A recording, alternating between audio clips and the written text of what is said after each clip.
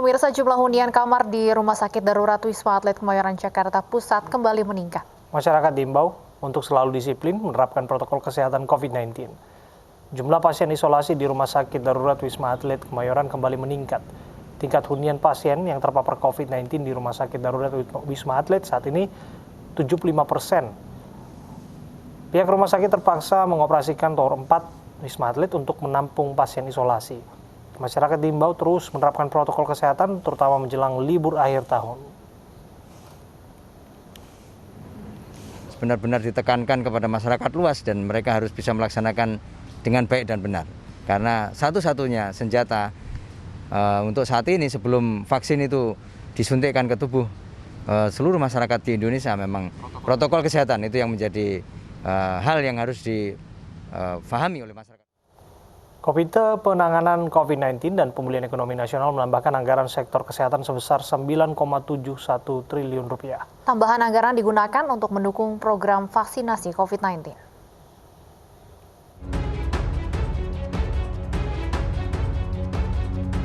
Untuk mendukung program vaksinasi COVID-19, anggaran di sektor kesehatan pada program pemulihan ekonomi nasional ditambah sebesar 9,71 triliun rupiah. Ketua Satgas Pemulihan Ekonomi Nasional Budi Gunadi Sadikin mengatakan, dengan adanya penambahan anggaran untuk program vaksinasi, maka anggaran di sektor kesehatan pada program pemulihan ekonomi nasional kini mencapai sebesar 97,26 triliun rupiah dari sebelumnya sebesar 87,55 triliun rupiah.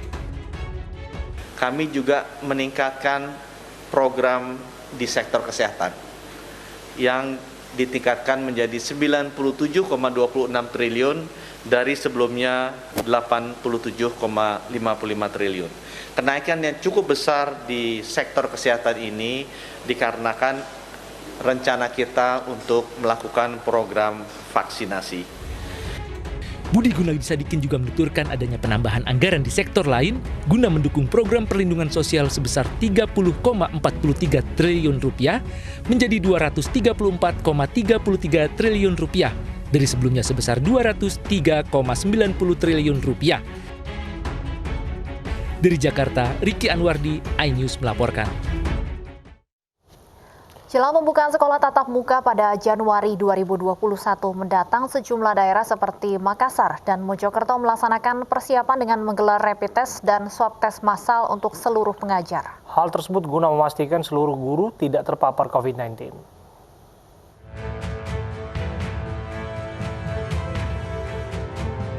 Seluruh guru di tingkat SD, SMP, dan SMA serta SMK atau sederajat mengikuti tes swab massal. Tes swab bagi para pengajar diberlakukan untuk memastikan seluruh guru di Provinsi Sulawesi Selatan tidak terpapar COVID-19. Selain itu, pihak sekolah pun harus memberlakukan protokol kesehatan secara ketat terhadap anak didik mereka, diantaranya mengenakan masker dan menjaga jarak saat sekolah tatap muka dimulai. Gubernur Sulawesi Selatan Nurdin Abdullah menegaskan sekolah secara tatap muka akan dimulai pada awal tahun 2021 di bulan Januari mendatang di Provinsi Sulawesi Selatan. Kita akan melakukan swab, PCR test kepada seluruh guru-guru yang ada di Sulawesi Selatan. Itu menghadapi tatap muka. Jadi kita pastikan bahwa guru-guru itu sehat, dan itu akan mungkin kita akan lakukan seminggu sekali kita swab guru-guru ini supaya anak-anak didik kita bisa lebih. Sementara itu di Mojokerto, Jawa Timur, ribuan guru, penjaga sekolah dasar dan sekolah menengah pertama sekota Mojokerto menjalani rapid test sebagai persiapan pembelajaran tatap muka yang digelar Dinas Kesehatan Kota Mojokerto Kamis pagi. Jika ditemukan guru yang reaktif akan dilakukan swab tes lanjutan dan jika hasil tes positif akan diisolasi di Rusunawa Cindey, Kota Mojokerto dan dilarang untuk mengajar. Kepala Dinas Pendidikan Kota Mojokerto Amin Wahid mengatakan pembelajaran tatap muka ini sesuai dengan arahan dari Kementerian Pendidikan Nasional dan Wali Kota Mojokerto. Ini sesuai dengan arahan Kementerian Pendidikan dan Kebudayaan bahwa akan dimulai pembelajaran tatap muka mulai Januari tahun 2020. Tapi disarankan kepada kabupaten kota agar segera melakukan uji coba pembiasaan pembelajaran tatap muka. Untuk itu keputusan Ibu Wali Kota akan kita mulai dari hari Senin tanggal 30. Uji pembiasaan pembelajaran tatap muka secara terbatas. Seluruh sekolah dasar dan sekolah menengah pertama diwajibkan menyediakan sarana prasarana belajar sesuai dengan protokol kesehatan untuk pencegahan COVID-19.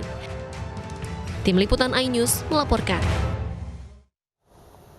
Jelang Pilkada Kota Medan 9 Desember mendatang, lebih dari 4.000 pengawas TPS di Kota Medan jalani tes cepat. Tes digelar untuk mencegah penyebaran COVID-19 dalam penyelenggaraan pemilu.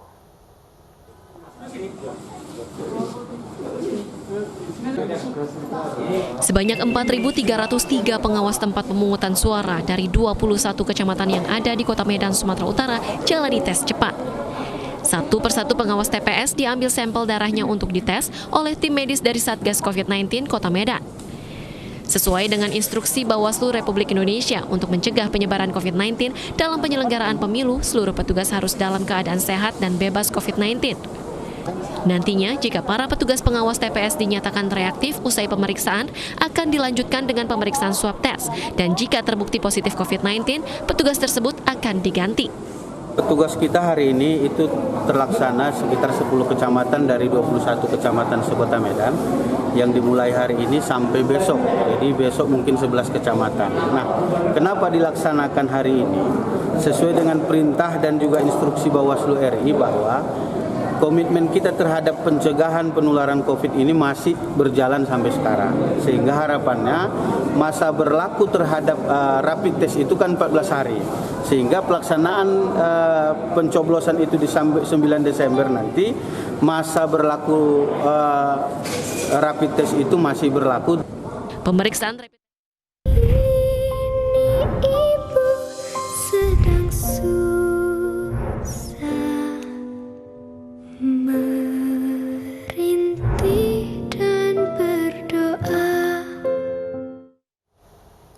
Dan pemirsa, usai sudah kebersamaan kita dalam iNews sore hari ini, saya Stefani Patricia. Dan saya Abraham Silaban. Terima kasih atas kebersamaan Anda. Sampai jumpa.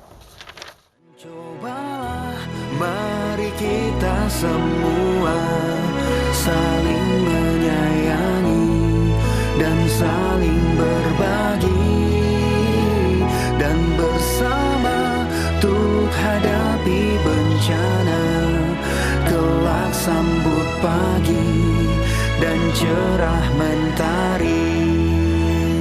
Dan cobalah, mari kita semua saling menyayangi dan saling berbagi, dan bersama untuk hadapi bencana. Kelak sambut pagi dan cerah mentari.